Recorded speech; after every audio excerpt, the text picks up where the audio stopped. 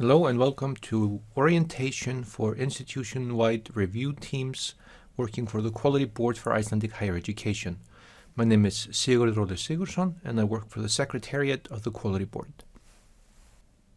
I will cover, first of all, an introduction to the second cycle of the Quality Enhancement Framework. This includes principles and values, bodies and main activities, the enhancement approach, and research management. After the introduction, I will cover some elements of conducting an online review.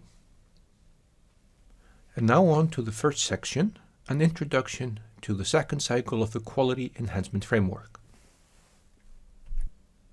The main body in the Quality Enhancement Framework is, of course, the Quality Board. The Quality Board is comprised of 7 international experts plus an Icelandic student observer.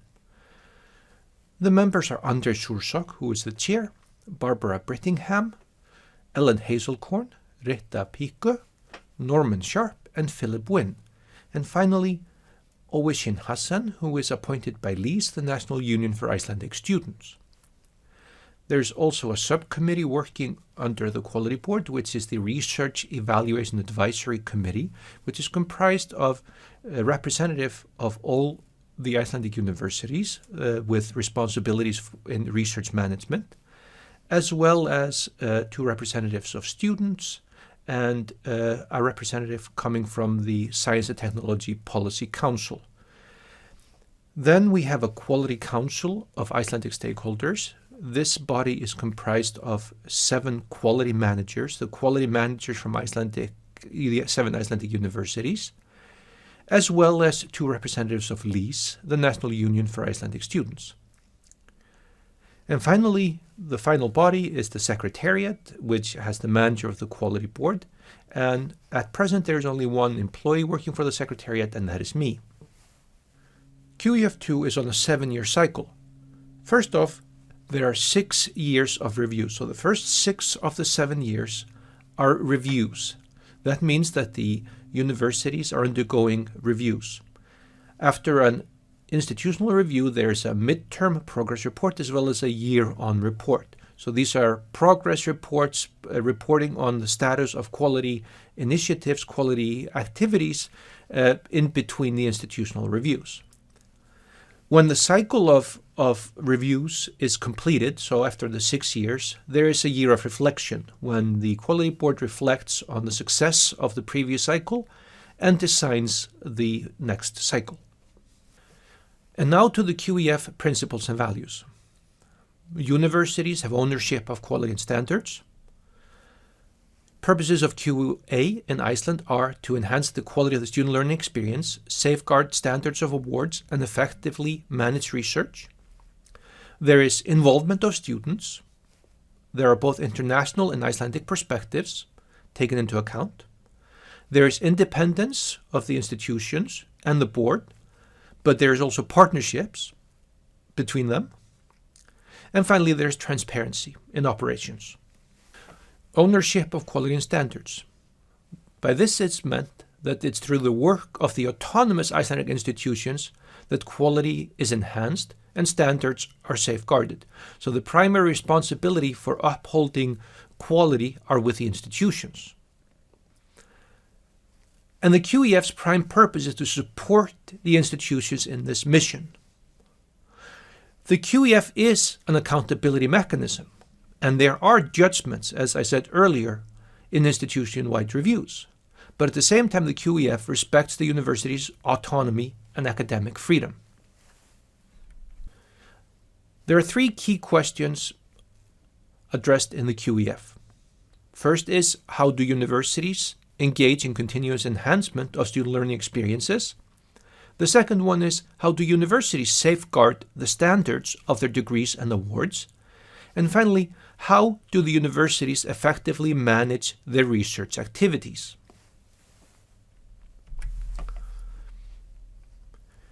Students are inherently involved in the board activities and the activities of the QEF. Students are involved as co-creators in their learning experiences.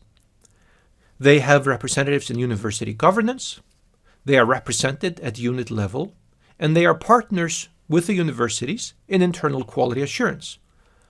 At the same time, they participate in external quality assurance as members of review teams for institution-wide reviews. And those student members of review teams are full members and are treated as such. Involvement of students as a principle and value of the QEF. Students are involved as co-creators in their learning experiences inside their universities. That means that they should have representatives in university governance. They should be represented at unit level, and they should be partners in internal quality assurance. At the same time, students should also participate in external quality assurance, and that is achieved by having students as full and equal members of review teams for institution-wide reviews. International and Icelandic perspectives. As was noted earlier, the Quality Board is entirely comprised of international experts at present. At the time of its founding, it was determined that it would be best to have the Quality Board comprised of international experts. And the reason was that the Icelandic higher education sector is fairly small. So the best way of assuring absence of conflict of interest would be to get international experts to design and execute the framework.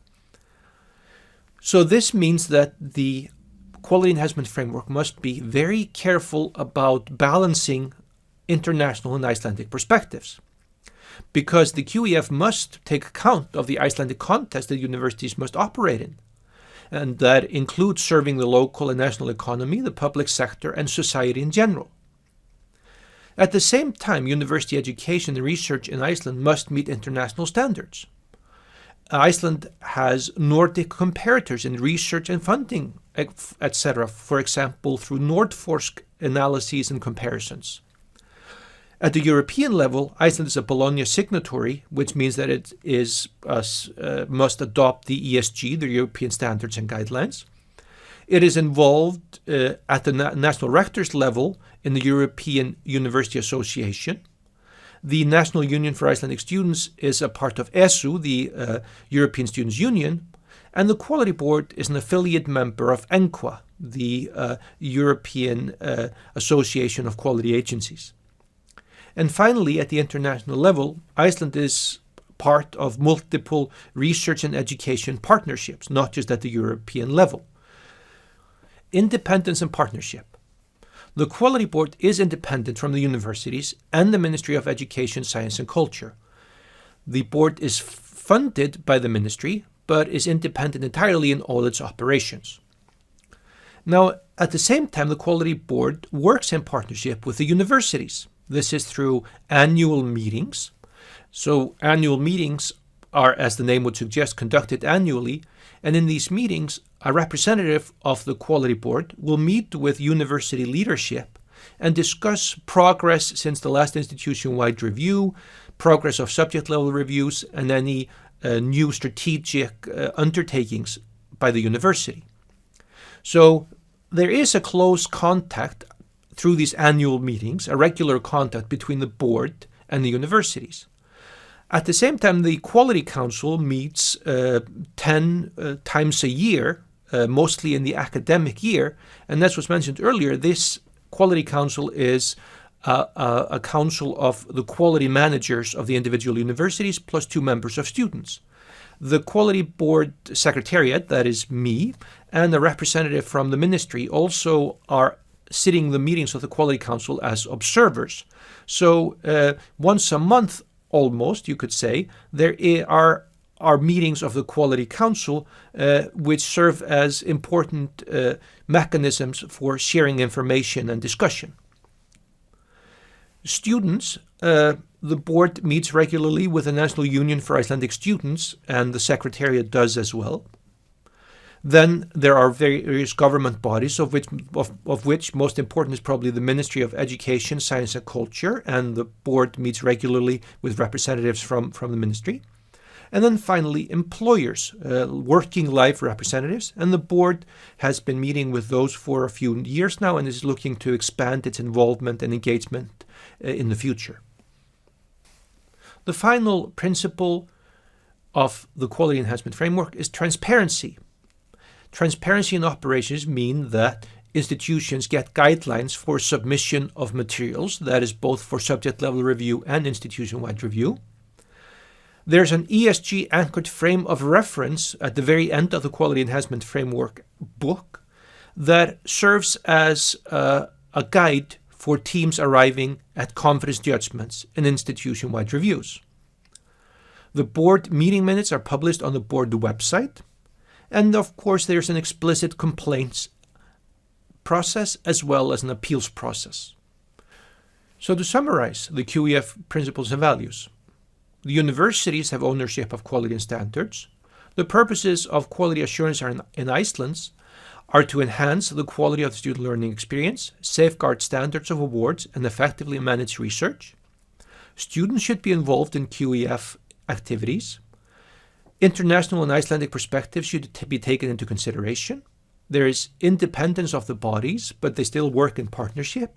And there's transparency in operations throughout.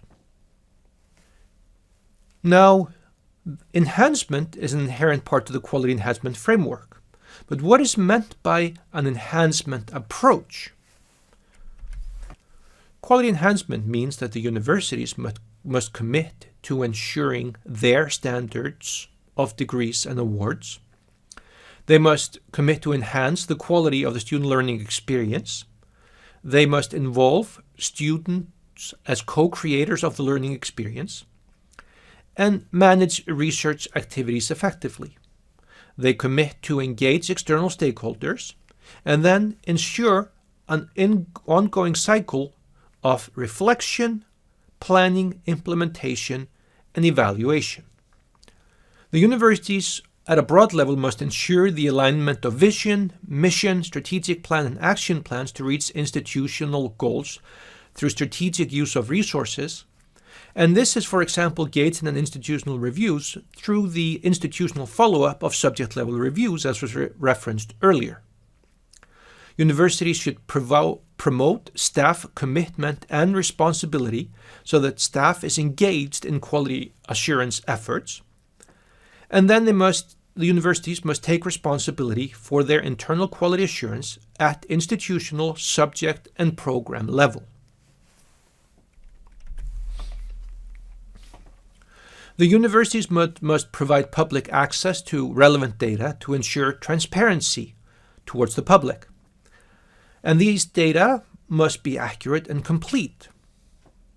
Universities must identify and continuously monitor performance indicators and ask continuously how effective are the feedback loops established around these performance indicators.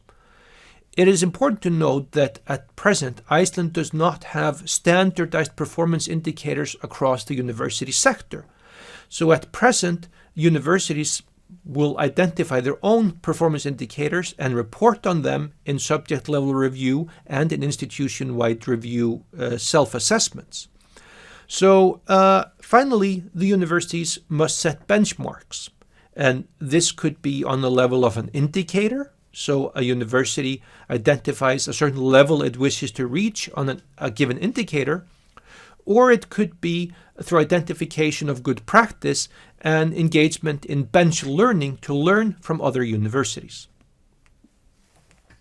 The board also has responsibilities when it comes to quality enhancement. From the board perspective, it examines if the university is taking deliberate steps to bring about continual improvement. That means not just bringing up to standard, but rather trying to achieve a goal that the university has identified in relation to its mission and values.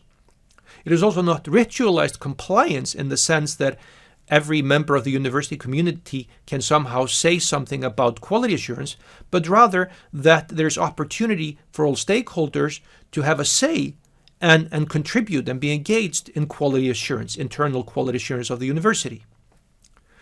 The board evaluates each university with respect to its mission and values and then uses a fitness for purpose as the principal criterion. So what does that mean? Those two bullets, evaluating universities with respect to mission and values and using fitness for purpose, can be combined in what I'm going to describe as the overarching approach. So the question is, has a university defined its mission and values? Does it know where it wants to go? Has it identified its strengths and possible weaknesses? Has it identified some opportunity that it wishes to seek out? So once the university has established mission and values, then the fitness for purpose is really a question of, are action plans, strategic plans, and the university's quality system supporting the university in reaching its goals as articulated in the mission and perhaps values? So fitness for purpose means, are these strategic plans and the action plans and the quality system as a whole supporting the university in reaching its goals? So that means that it cannot be a checkbox exercise, but rather that the quality system, strategic plans, action plans, etc., must be looked at in concert and in relationship with the institution's goals. The board takes a broad focus. So the question is not a checkbox, for example, of has the university adopted a learning outcomes approach, but rather does the learning outcomes approach fit well into the quality assurance system of the university, and is it fit for purpose? That would be rather the question. The board respects the autonomy of the universities. The universities are free to decide which direction they want to travel in, and that is something that the university cannot be taken away from the universities and should not be taken away from the universities. So the board respects their autonomy. The board emphasizes co-construction of knowledge. This happens through the board engaging stakeholders in developing the enhancement framework, but it also emphasizes co-construction inside the universities. That is, that students, staff, management, and external stakeholders should come together in creating a good quality system within the university. And finally, the board avoids comparing or ranking university. The goal is not to establish league tables where the universities are ranked. Again, the question is fitness for purpose. Is the quality system supporting the universities in achieving its goals? And really all universities can in principle be winners in that system. The board commits to a developmental approach. That means that the universities are allowed freedom in exploring new avenues, exploring new approaches, new methods. And as long as there is some method to that, a recent method, and the university is traveling in the right direction, that is perfectly appropriate in a developmental approach.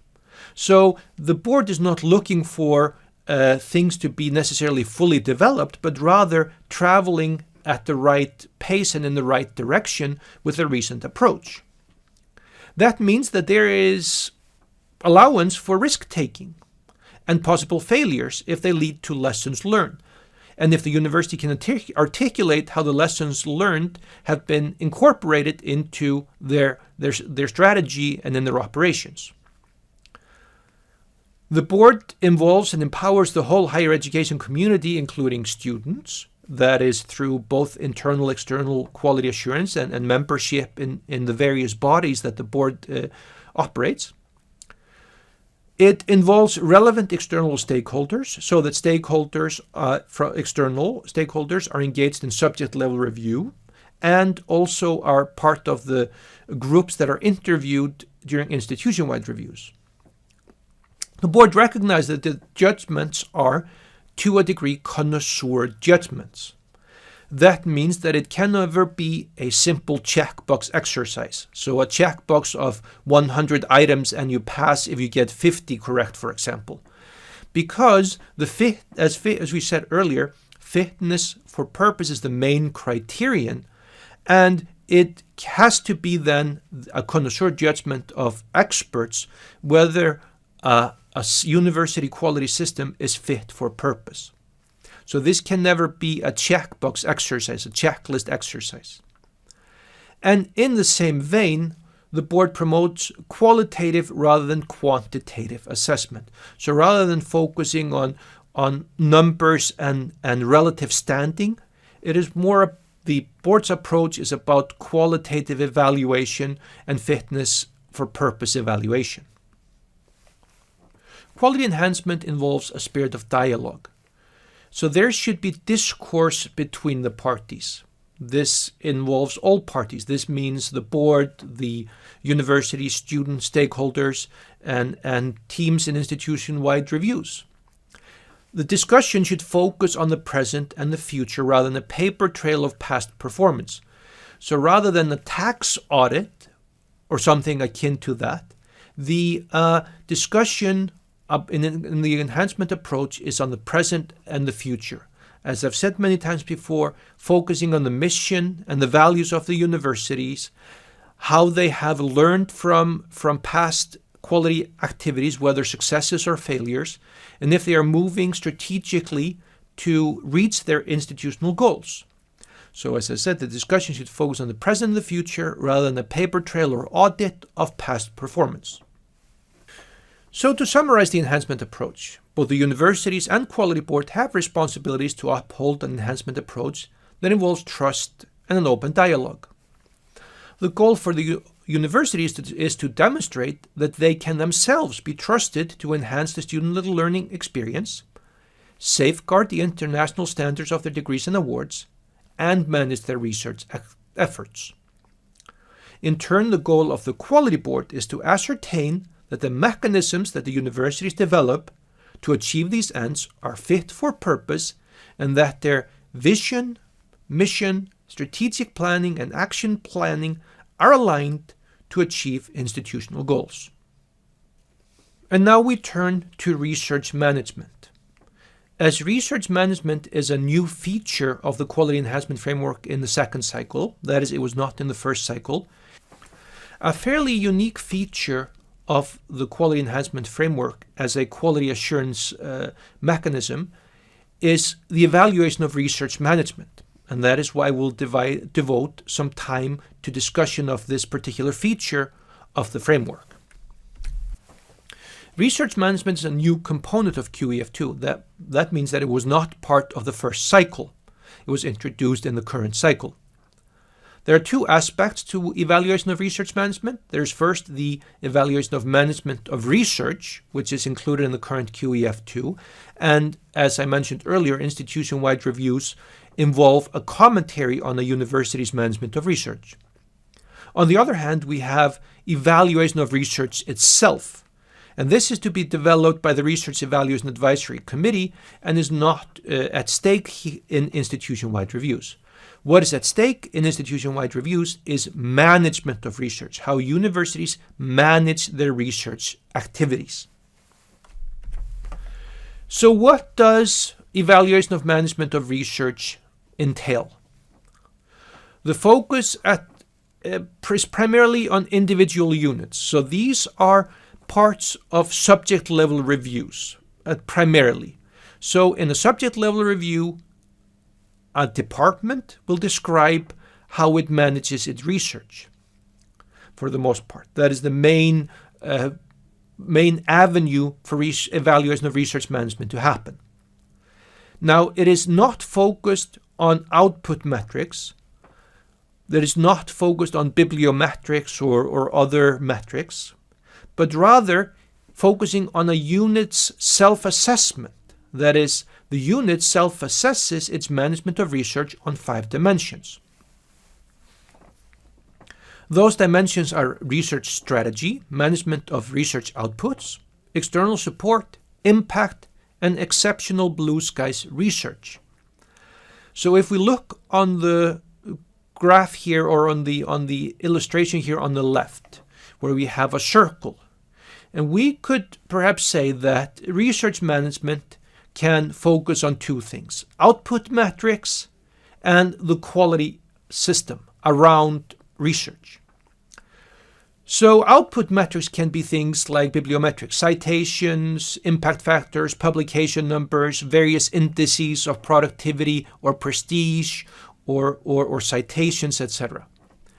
These values in and of themselves are not of interest in the evaluation of management of research, but rather the quality system around research management. So within a university or a unit, we ask, is the quality system for research aligned with strategy? Is the quality system designed to achieve strategic goals? And is the quality system informed and guided by data? That is, does the unit or the university know if it is reaching the goals it has set for itself? Research strategy is one part of the evaluation of management of research. The questions to ask here are, does the unit have a research strategy? How realistic is the strategy? Does the strategy link research to teaching? Is the strategy effectively monitored? Is the research environment designed to support the strategy? And finally, does the research strategy take account of issues of quality, including gender? The second aspect of evaluation of management of research is how research outputs are managed. So the question here is, how do academic units evaluate and manage the quality of their research output? For example, how do units know that their outputs are of sufficient quality? How do they assure themselves that they are producing research outputs that are of high or sufficient quality, as defined by the unit or the university?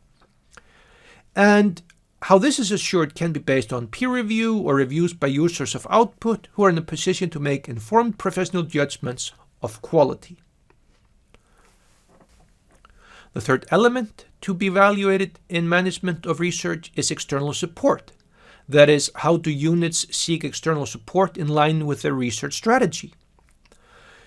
This may mean additional state funding for research outside of block funding. This might be competitive funding or commercial funding.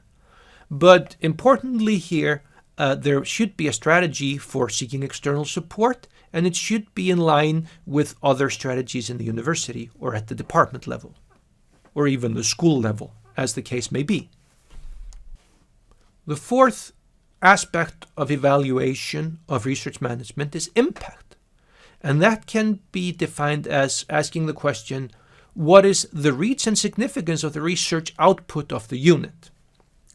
And this is to be interpreted broadly to include impact on the subject area, on policy and practice related to the subject area, on significant developments in culture, and importantly on the local or national economy or society more generally. Now, this is usually going to have to involve qualitative assessment. It's hard to get to a quantitative assessment of these impacts. At the same time, these questions are designed to apply to any subject area, whether it is law, arts, natural sciences, social sciences, humanities. Across the board, these questions can be answered, and they can be answered in a meaningful way. So if a unit's research impact is to primarily to be on policy and practice, it is its responsibility to demonstrate that it really has impact on policy and practice related to the subject area. It is not enough for a unit to say, we publish outside peer-reviewed journals and our impact is felt at the policy and practice level. Then the question in turn becomes, how does the unit know that it actually has impact, and it has impact that is valued by stakeholders, economy, society more generally, for example? And finally, local, national, and international dimensions should be considered as appropriate, and also to the degree to which the unit or the university itself wants to take these dimensions into consideration. The fifth and final aspect of research management evaluation is exceptional blue skies research. And the question here is, does the unit wish to include examples of any blue skies research? Now, the next sentence is a bit of a mouthful. Blue skies research is some particularly exciting and innovative form of or area of research which may be difficult to encapsulate within existing paradigms for recognizing the significance of research. So what this means is that the unit may be engaging in some new research or innovative form of research that does not lend itself to traditional ways of evaluating the impact or value of research in a very straightforward manner. So under this fifth area, the university would report on how it is conducting this research and how, in a recent manner, it believes that this research has potential for the future, that this will become an established method or established line of research in the future. A related question is, where do research and teaching and learning intersect? So research on the one hand and teaching and learning intersect. So we could say that some examples of coverage areas are that students should learn to use methods appropriate to the subject, so research methods appropriate to their subject. Students are encouraged to be actively engaged in research activities in all years of study, appropriate, of course, to the level of study or cycle. Students work with instructors, researchers, and peers in research communities. Teachers use and contribute to pedagogic research within and across their disciplines. And finally, students and teachers take advantage of open digital resources. And this is where research on the one hand and teaching and learning on the other intersect in the quality enhancement framework. So to summarize the evaluation of management of research, universities report on their management of research at the unit level. And research management is reported along 5 dimensions: the research strategy, the management of research outputs, external support, impact, and exceptional blue skies research as a 5th and final optional area of reporting. And as I said before, the focus is not on output metrics and comparison of such metrics in a league table or something similar, but rather the fitness of purpose of the quality system around research management at unit level. At the institutional level, the question then becomes, how is the institutional quality system supporting research management at the unit level? So are action plans arising from the unit level followed through with and supported at the institutional level? And this question can be asked for research strategy, management of research outputs, external support, impact, and exceptional blue skies research. So while the primary questions are asked at the unit level, as was said earlier, the level of support at the institutional level is also important in institution-wide reviews.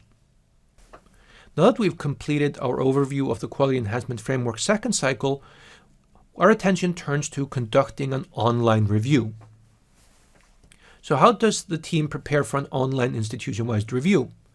First of all, the team will review orientation materials at its desk. There are 3 components to the orientation materials. There are guidelines for IWR chairs and team members. This document is shared with the team in advance and is also available on the board website. There is a video available on the website as well, which is an introduction to Icelandic higher education. And finally, the team reviews this video, the orientation for IWR Teams, which is also available on the website. The second step is that the team at the desk reviews reflective analysis submitted by the university. And the 2 main questions to ask when reviewing the reflective analysis is what additional materials should be requested from the university and what group should the team request to visit. For the first question, this could be any additional information or additional data that the team needs to get a full and complete picture of the university and its quality system for purposes of the review. The second question is, what group should the team request to visit online or meet with? Annex 9 of the handbook has a generic list of groups to meet with, but it's possible that the reflective analysis suggests other groups that the team might wish to meet with, and then those should be noted and brought to the university for development of the meeting agenda. The third step is that the team prepares for the chair's initial meeting with the university. So the chair meets with the university after the whole team has reviewed the reflective analysis. In this initial meeting with the university, the chair will discuss requests for additional materials and also start discussing the schedule of the visit. What meetings should be conducted, who the teams should meet, what groups should be met with, and how long each meeting should be, what are some special themes to discuss in meetings, etc. Then, after the university has submitted these additional materials and the schedule of meetings is complete, the fourth step happens at the desk. So the team will then review the additional materials and prepare questions to ask in individual review meetings. So for any given meeting, there will be a question set. And then when each individual member has written his or her questions, the final step is an online meeting, and that's the fifth step. In that final online meeting to prepare for the review, the team finalizes the question set and prepares for meetings. So all team members contribute questions to the session, and each question should specify the designated person or person from the university to answer each question. So the product at the end of this meeting 5 is really a script for each individual meeting.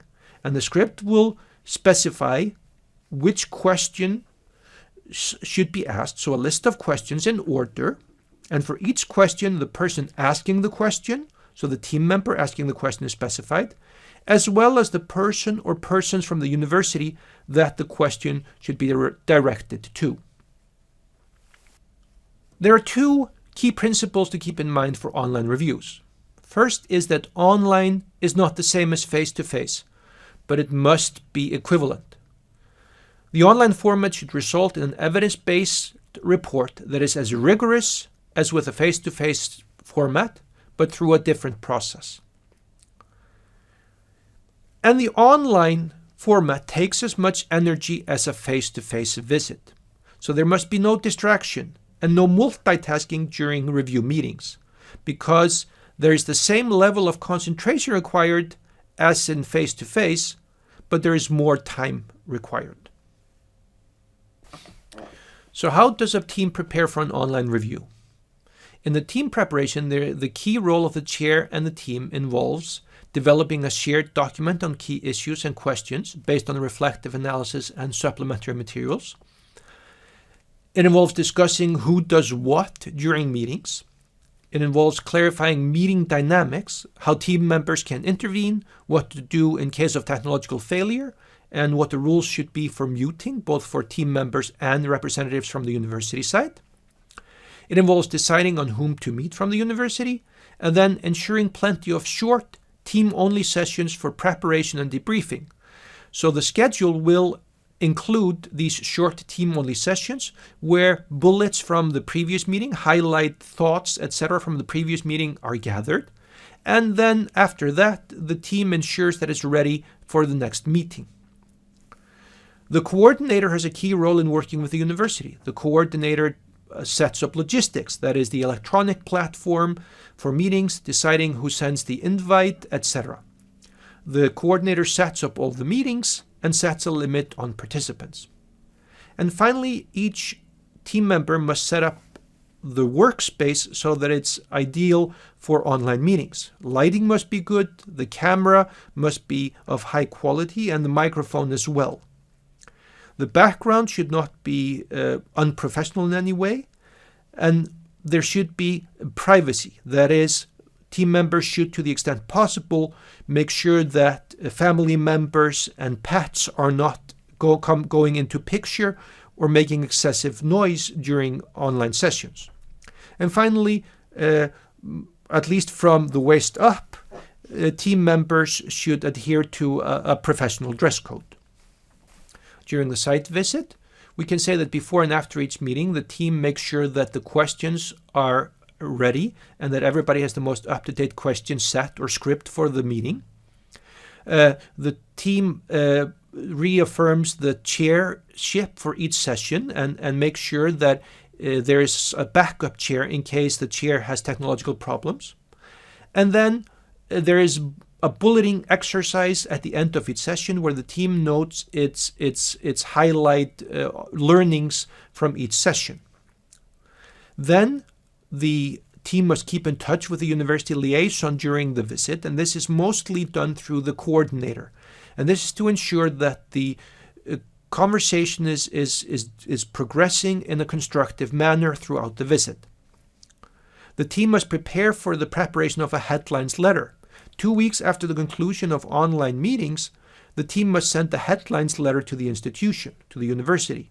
In this headlines letter are the recommendations for improvement, as well as areas of strengths to be celebrated, and the 2 judgments, quality of the student learning experience and the security of standards and awards. So this headlines letter needs to be prepared during the latter stages of the online visit. And then the team will meet after the online week of meetings and finalize the headlines letter. And finally, during the site visit, everybody involved must ensure that the open-ended nature of the remote meetings is not abused by either the team or the university. So this means really that the team and the university must commit to short answers, and the team must ensure that the script is kept moving and that the team stays on the script. So what are some limitations of an online review? Well, first of all, there are limited opportunities for informal discussions amongst the team members. There are limited opportunities for intervening in ongoing group discussion online. It is difficult to catch the eye of the chair and to know when it is and is not the moment to make a contribution in an online meeting. The team can discuss beforehand how best to mitigate this limitation. Third, there is no opportunity for spending quality time with an international group of interesting academics. Fourth, there is no opportunity for getting a physical feel for the university. This is to a degree mitigated by the fact that the university prepares a university showcase for the first day of online meetings, and the goal of that is to give the team a feel for the university. Fifth challenge involves working across different time zones, and this may mean that for some team members the meetings start very early in the morning, and for others it may mean that the teams go way into the afternoon, the late hours of the afternoon, and maybe into dinner time. And finally, there are possible language issues, but those are mitigated by the fact that if there is a wish for simultaneous interpretation, then that can be arranged on the online platform that the board uses for online reviews. In spite of the limitations, there are some good surprises, and this is what we've learned from conducting online reviews. That there is no real loss in the focus of the interviews if the scripts are well prepared and the team sticks to the scripts. There is no loss in organizing the program and in timing meetings. There is ease of adding new meetings, and there is always a gap in the schedule. So there are gaps in the schedule for adding new meetings if the team feels that it needs to meet with a new group or it needs to ask more questions of a group it has already met with. So far, there have been no problems with the platform. The online platform that the board uses for online reviews has so far proven very useful. We can use breakout rooms, we can use simultaneous interpretation, and we can use hand raising functions of the platform, etc. It all depends on how the team wishes to conduct the online meetings, but there definitely are opportunities in the platform to support the online review and the constructive nature of the conversation. And finally, there's no time wasted in travel when there's an online review. Now, we have identified some success factors for online reviews. First of all, the team chair cultivates a team spirit. This means that all decisions are taken collectively. Second, the session chairs convey friendliness and interest in hearing interviewees, those from the university side, discuss their perspective on the university. Third, the team is committed to ensure the success of this experiment and understands if there are issues to resolve. So the team is ready to do an online review, basically. And then finally, the team trusts the technology. The technology and the approach have to work, and the review cannot be stopped in the middle. Other success factors include that there is the enhanced role of the team coordinator. There should be time to prepare thoroughly every meeting with an exhaustive list of questions, and coordinators' notes should be circulated at the end of each day. There is time to come up with a draft headlines letter. There is commitment and support on the side of the university. The university liaison must be very responsive in setting up meetings, if needed, those additional meetings, and ensuring that their colleagues know what to expect, so that there's preparation for the review on the university side. And finally, the Quality Board Secretariat gives crucial support in setting up meetings and ensuring the smooth running of the visit. This concludes this orientation video, and I want to thank you for sticking with it to the end. As usual, feel free to email me at secretariat@qef.is if any questions arise.